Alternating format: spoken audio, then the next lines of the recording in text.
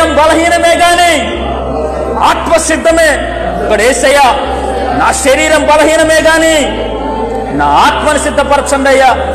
నాలో బలహీనత చూసి నేను భయపడకుండా, నీలో ఆస్తమా ఉండొచ్చు, నీలో బీపీ షుగర్లు ఉండొచ్చు, నీకు మోకాల నొప్పులు ఉండొచ్చు, నువ్వు నడపలేకపోవచ్చు, నువ్వు కూర్చోలేకపోవచ్చు, నీ ఎముకల్లో సత్తువు తగ్గొచ్చు, కానీ నీలో ప్రార్థనా ఫలం తగ్గనీయుడు నా దేవుడు. నువ్వు అడిగితే ఏదైనా జరిగిస్తాడు నా దేవుడు. నువ్వు నాకు ముదిమి వచ్చు వరకు ఎత్తుకొని వాడువు నీవయ్యా.